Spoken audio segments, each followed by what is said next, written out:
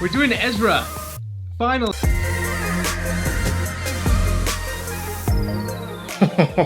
This video's been a long time coming. I've been getting a lot of DMs of people saying, hey, I love your Ezra cosplay, how did you make it? It's a very long answer. I don't have the patience for typing out, but that I do have the patience for spending 10 times as long making a video about. So that's what this is. This is gonna be like a summary overview of the costume, of all the pieces, of all the decisions I made regarding this costume, like what materials to use, what props, and just briefly go over like how I did some of the things. It's not gonna be a step-by-step. Those will come later. Right now I just wanted to show you everything because I know that just me doing that is gonna help a lot of you. So yeah, there's a lot of stuff here.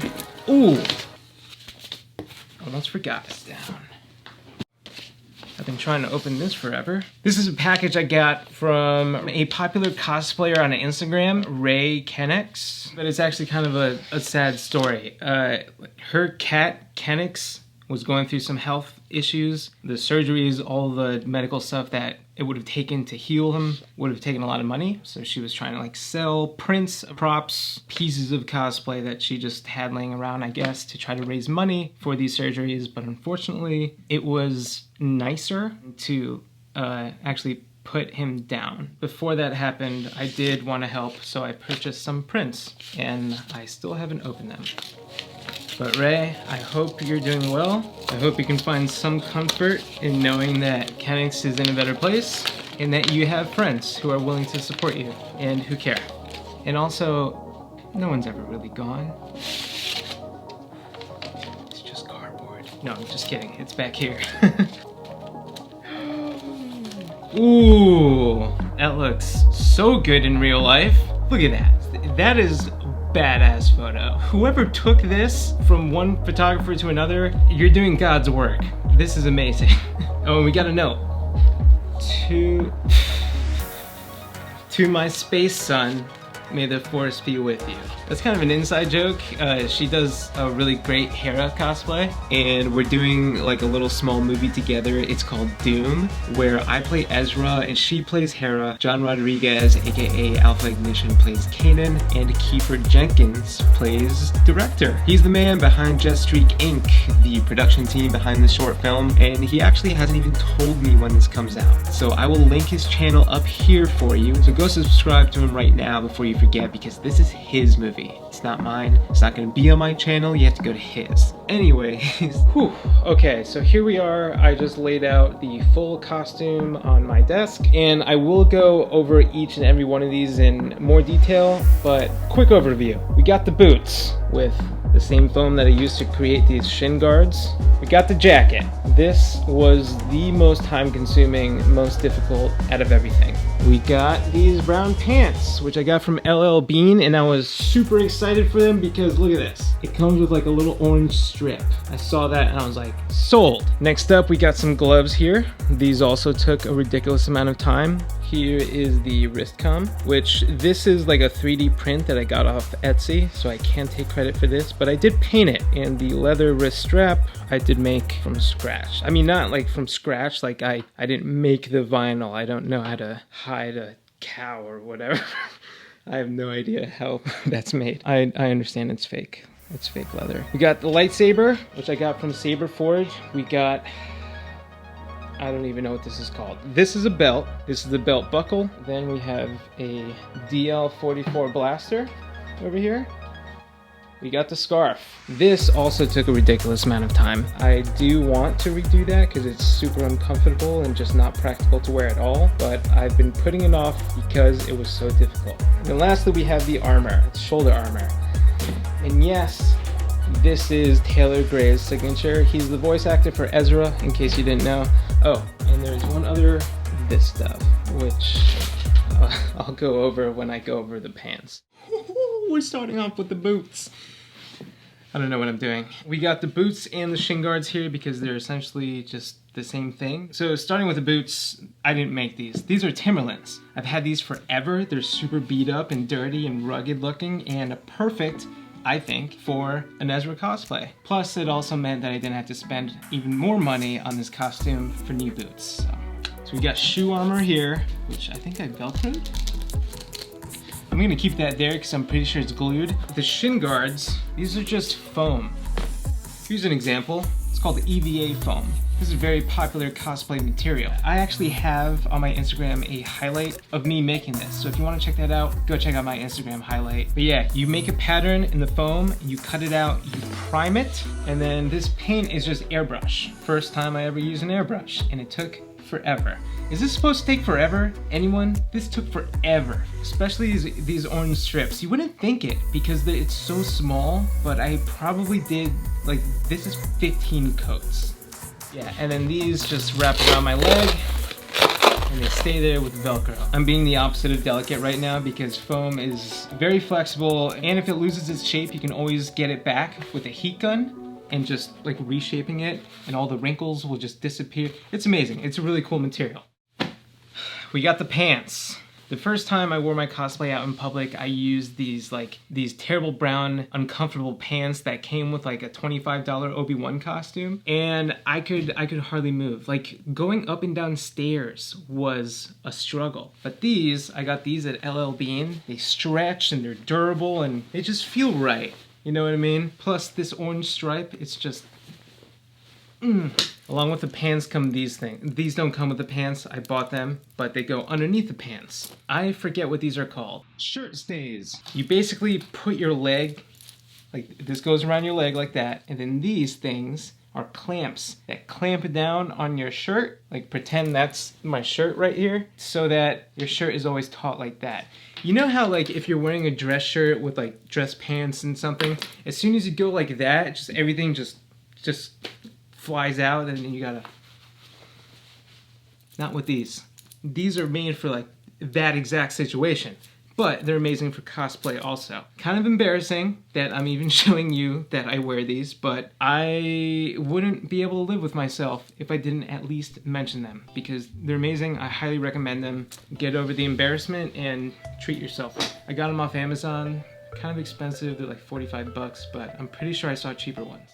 Okay, next up, the gun holster. I got this off Etsy. I'm pretty sure it's 3D printed. I think it was pretty cheap too. I think I paid like $13 for this.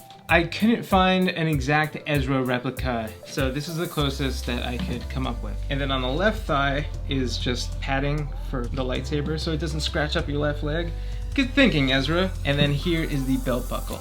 Another cosplayer, non-binate, told me about this other material that's a little bit harder than EVA foam. It's called Sintra. People typically describe it as a cross between EVA foam and PVC pipe. I got this off Amazon. It's cheap. I'll throw a link down below. And then this, all of this leather, this is vinyl. I got it off of fabricwholesaledirect.com. It's a big online fabric store. I think every type of material that I have, other than like the foam and the Sintra, came from this one online store. This is vinyl. It looks like leather, that's the point. Leather is, I guess, much harder to come by, or at least much more expensive, so that's why people use vinyl. And at first, I made this, but with like one layer, and so if this ever like flapped open like that, you would see this ugly white side. So what I did was just cut out two patterns like this, and then sandwich them together so that none of this white stuff would show. White stuff. I need to find the technical term for that. I can't keep calling it white stuff. Got some leather straps. Are held on by a combination of heavy-duty snaps, but not really, because as soon as you walk, they come apart. Which is why I also put Velcro there, which helps a little bit, but they keep like flying off of my legs, like in the middle of me just being a person on a convention floor, just it's a very awkward experience. Alright, I just want to take a quick second to thank two new patrons. First is Luke Leonello. Fun fact about Luke, he owns all 23 MCU movies in 4K Ultra HD. That is a lot of pixels and a lot of minutes. Luke, I love you 3000. Next is Nacho, who actually makes his own lightsabers. 3D prints, polycarbonate tubing, the whole kit and caboodle, and uses them apparently to torture his cat with. Nacho also happens to be my favorite appetizer, but that's really more a fun fact about me. Anyways, this lightsaber, I got this off Saberforge. The official Saberforge title for this design is called the Adept. It's not super good quality. Like on day one, this thing broke off. I had to like contact cemented back on. A week later at a convention, while I was meeting Taylor Gray, this red knob just kind of came loose and it was just dangling by like a wire, and it was super embarrassing because I handed it to Taylor Gray so that he could hold it in our photo together, and it was just I promise I take your characters seriously. It's all I got. I'm trying my best. It also has a battery somewhere. That's a lightsaber. It's okay. The blade is somewhere. All right, next up, the jacket or the sweater, whatever you want to call this nightmare of a project. This by far took the longest. I didn't do this myself. I have to give credit to my grandma. I don't know how sewing machines work. I don't know what different fabrics exist. I don't even know what sewing is. So I decided to pull on my grandmother for help because she's basically a master at sewing. This is my grandma. Say hi, Grandma.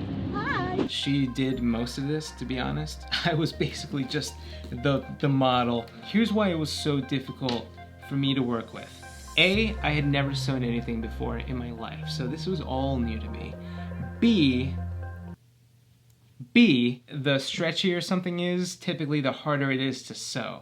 This material is called neoprene, which is the same material that scuba suits are made out of. You know, that like stretchy, rubbery stuff. It's not breathable, so it's super hot to wear. Fun fact, stretchy, lightweight, but not breathable.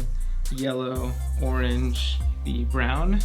Green, which I used for like the smallest section on the glove. I got like all these yards worth of this green and I only ended up using like that much. So if this material is so hard to work with and not even breathable, why in all the galaxy would I choose to use neoprene? Well, for me, it just came down to the look. My goal for this project was to achieve screen accuracy. What fabric is gonna allow me to look as close to a cartoon character as possible? Because if you look at all the characters in Rebels, everyone's clothing is just perfectly smooth. There's no excess fabric or wrinkles or sagging or texture even. It just looks like everyone's wearing like a thick spandex, and that's exactly what I would describe neoprene as, just thick spandex. So, but that was my goal, screen accuracy. You know, you might have a different goal. Maybe you need to make an entire costume by tomorrow, and your local fabric store doesn't have neoprene because, spoiler alert, no local store has it. Or maybe you just don't care about the look, you care about making something like practical. Whatever, just choose whatever fits with your goal. Just know that while neoprene might look the best, it is hard to find. There's very limited variety. It's super hard to sew with. It's more expensive than other types of cloth, and it's 100% not breathable. So you've been warned. So you might be looking at this yellow and think to yourself, hey, those are different yellows. And you would be right. Because the more I studied Ezra's appearance, the more I realized it's not like this perfect yellow. It's kind of like more gold, but like nobody makes gold fabric. So what I did was I took some, I think it was brown fabric dye that I got from Joann's, but you could also get at Michael's, and I just dyed the yellow into a slightly darker yellow. That's the trimming for all of the sweater. And then this, these are supposed to be like knitted cuffs, and I originally tried to find some knitted fabric material. Like this is the closest that I could find, white knitted fabric, which I then dyed using that same brown dye, and now I have a brown knitted fabric. This looks terrible. So I took a strip, took my sewing machine and some black thread and just sewed on these black stripes. I wish I had a more creative way, but no. And also I chose to make this more of a jacket instead of like a pullover hoodie, which I've seen other people do. I made this little zipper, and then up here there's like a little clip, a snap, which snaps into place. And then these square things, they're magnets. Neodymium magnets are sewn in, because I also got magnets underneath the shoulder armor. That way it just stays on. I used to have Velcro here, but it was like too noisy and just amateurish. Magnets are just easy. They never move. Velcro you could stick to like wherever there's Velcro, but magnets there's only one spot. And so it's always perfect as long as you sew them in the right spot. If you had told me that each hand of a glove would take 8 hours to sew, I would have probably quit this entire project altogether. But I figured, maybe 1 hour, 2 hours tops for a little small glove like this. How hard could it possibly be? I also have a story highlight on my Instagram page of me making, I think this exact one. Yep, the left hand. Step by step, if you want to check that out, go check that out. Words. This is Ezra's wrist comm, which I found on Etsy. It's like a perfect replica, 3D printed, but it came unpainted. So I had to paint this myself. I used airbrush, and then I think I contact cemented onto this vinyl wrist cuff thing, and I have it on backwards. So it just fits like that, and I have it on Velcro. I thought about magnets, but it's just not a priority right now. The priority thing that I want to fix first is this nightmare. What is this? This took a long time because it went through many iterations. First of all, to come up with a shape, that took an entire night just for the pattern. It was just trial and error. I started out with like a perfect rectangle. I put it on my neck like this. I was like, that's not even close. Let me try cutting out a little section like that. And I just kept doing that over and over, and finally ended up with this shape, this pattern. But there were other problems too, like other questions and like tough decisions I had to make. First of all, should I sew this onto the orange jacket? How would that work? If this was permanently attached here, then this front zipper thing would serve no purpose, because I would unzip it, but I would still have to like do that anyways, and I would mess up the hairdo, you know? And then I added cloth inside because before, when this cloth wasn't there, if you looked underneath my chin, you would see like a disaster, a disaster of a scarf. So I cleaned it up, kind of. I sewed cloth on top of it. I basically sweeped it under the rug, and it's kind of crazy how this works. If anyone has a better idea, please, for God's sakes, Velcro for that. Okay, and then you just tuck it in on the inside. So now, when you're close up to me and you could see my neck, you don't see a disaster of a stitching project. You just see more yellow cloth and a black t-shirt, probably. Another thing, I usually don't wear t-shirts under this. It's usually just skin and scuba gear. I don't know if that's a better choice, but it's what I did at the beginning. It's what I've been doing since. Every time I put this on, it's really hot anyways. So I can't imagine having another layer in between. I would just be drenched by the end of the day in sweat. I'm not gonna lie, it's not very comfortable. It is very sweaty. It gets hot, but not like really unbearably uncomfortable hot. Like even in a crowded convention center, I was never like, oh, I need to get out of here. At best, it was like, I should probably drink some water. So yeah, so we got that, and then we got this on top of it. And here's one of the reasons why I want to redo this entire neck piece, is for the gaps. You see all this orange here? Ezra doesn't have that. I have it, because I made the mistake of making this neck piece and the shoulder pads separate from each other. I did this first, cut the hole way too big. So when I did this, it was like, well, what do we do about all of this? So you know how I put extra cloth down here? I thought about having it like more cloth on the outside to kind of overlap this gap area. But again, I'm just not sure how that would work. And also, I feel like this is like way too tall. I want this to be like, to sit lower on my neck, something like that, so I can turn my head and not be like, you know? Let's talk about the armor. A lot of the armor in Rebels doesn't look real. It just looks very elastic. And I think that's why a lot of other Ezra cosplayers use cloth for this section, because it looks like clothing.